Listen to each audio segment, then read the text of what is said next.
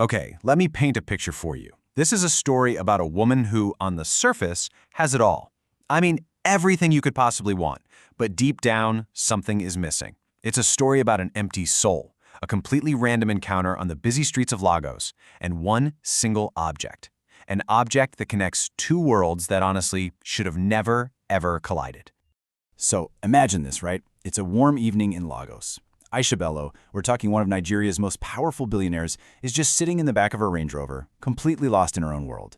The city's buzzing all around her, but she feels nothing. Totally numb. And then her driver slows the car, and her eyes, they just lock onto this little boy crying on the side of the road. But it's not his tears that make her freeze. No, it's the glint of gold on his tiny wrist. It's her bracelet. I mean, think about the contrast here. On one side, you've got Aisha's world. We're talking massive wealth, awards, fame, but also this deep, profound emptiness inside. And on the other side, a barefoot little boy, dusty cheeks with literally nothing to his name, except for this one single piece of jewelry. And that bracelet, it's somehow the bridge between these two completely different universes. So, Aisha actually gets out of the car, she goes over to him and learns his name is David. And he's crying because he needs money for his mom's medicine, and he just doesn't have enough. But when she asks him about the bracelet, he clutches it, super protectively, and he tells her that his daddy, a man named Emeka, gave it to him right before he went to heaven. And boom, that's the moment. Everything just stops. That name, Emeka, combined with that specific bracelet, it just unlocks something in her mind. A memory from 5 years ago, a night she had buried so deep, a mistake she swore she'd never ever think about again. Suddenly, the entire world around her just fades to black. So this brings up the huge question, right? How is this even possible? Her priceless bracelet, something she lost 5 years ago in some hotel room, is now on the wrist of this little boy on the street. A boy whose father has the exact same name as a man from her past. It just doesn't add up. To get the answer, well, we have to go back in time. All right, so let's rewind the clock 5 years. We're going back to one single night, and two strangers whose lives are about to crash into each other in a way that, honestly, you just can't make up. So you can see here, it all kicks off with that one night at the hotel. But look at the domino effect. That one night leads to a devastating lie, which leads to a father's really tough struggle. And then, fast forward to today, it all culminates in this fateful encounter on a street in Lagos. It's all connected. Okay, so let's meet our two main characters from 5 years ago. First, you've got Emeka Okafor. Super bright guy, mechanical engineering graduate, but he's completely crushed by unemployment in Lagos. Then there's Aisha Bello, 32 years old, a total business mogul, on top of the world professionally, but her personal life? It's in shambles. The man she loved and trusted, her business partner, just betrayed her and disappeared. So they're both broken, just in completely different ways. And wouldn't you know it, their paths are about to cross at the Royal Crest Hotel. Emeka, who is just desperate for any kind of work, manages to land a job there as a cleaner. And on that exact same day, a totally heartbroken Aisha checks into a fancy private suite at that very same hotel. All she wants is to drink and forget her pain for just one night. I mean, you can just feel destiny pulling the strings, right? So here's how it all goes down. It's a series of just crazy misunderstandings. First, Emeka's had a long day, he's taken some painkillers, and he's feeling dizzy. He stumbles into what he thinks is an empty, unlocked room just to lie down for a second. Okay, step 2, a little while later, Aisha, who is drunk and just completely overwhelmed with grief, comes into her suite and finds a man asleep on her bed. In her state, she just assumes her assistant sent him for company. It's just a massive, colossal mix-up born from two people's pain and exhaustion. So can you imagine? The next morning, Emeka wakes up, sunlight is streaming into this incredibly luxurious suite that he has never seen before.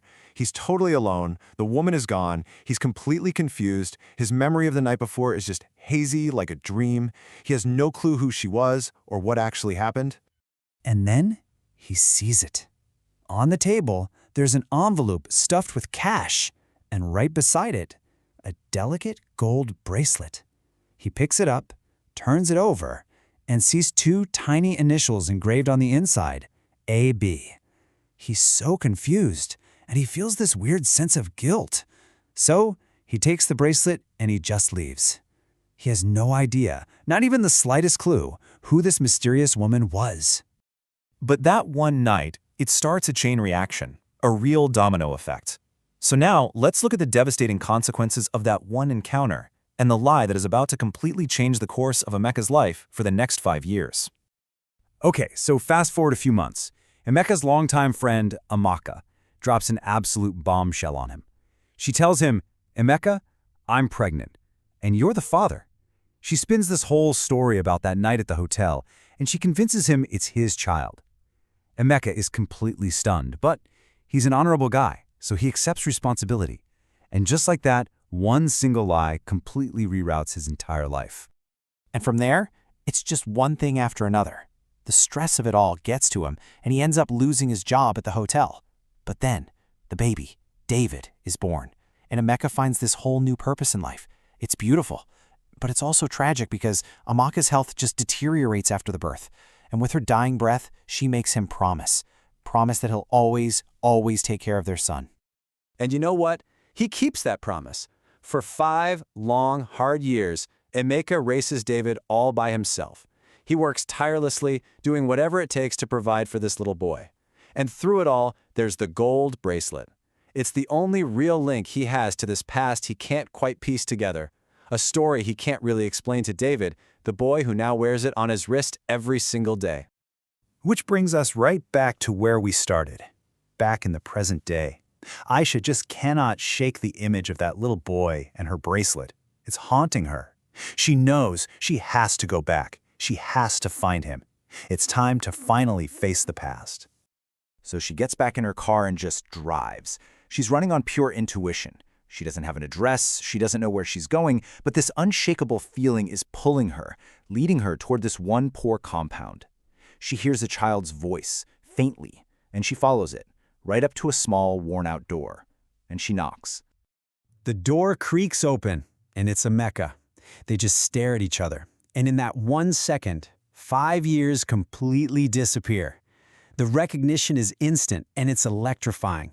His mind is racing, flashing back to that dark hotel room, a faint memory of perfume, and he can barely get the words out. He whispers, You are the woman?" Aisha can't even respond. Her eyes go right past him to the little boy in the room, David. And with a voice that's shaking, she asks the one question that will change all of their lives forever. How old is he?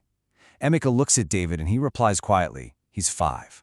And that number, 5, it just hangs in the air between them. The math is simple, it's brutal, and it's undeniable.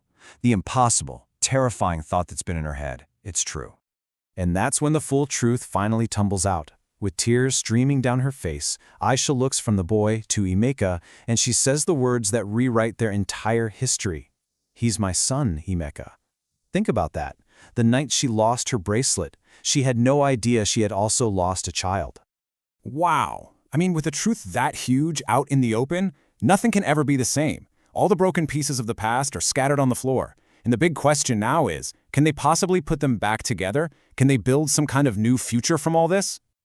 Well, the healing starts almost immediately. That bracelet, which used to be the symbol of confusion and loss, suddenly becomes the very thing that proves their connection. And then Aisha does something incredible. In this act of just amazing grace, she chooses forgiveness instead of blame. She asks Emeka and David to come home with her. And just like that, this completely new, unexpected family starts to take its first steps inside the giant Bello mansion. It's just such a powerful reminder, isn't it? That sometimes destiny works in the most mysterious ways. A story that started with so much pain, betrayal, and what seemed like a terrible mistake. It ends with forgiveness and a family reunited. It really makes you think, doesn't it? What if the moments in our own lives that we try so hard to forget are actually the beginning of a miracle?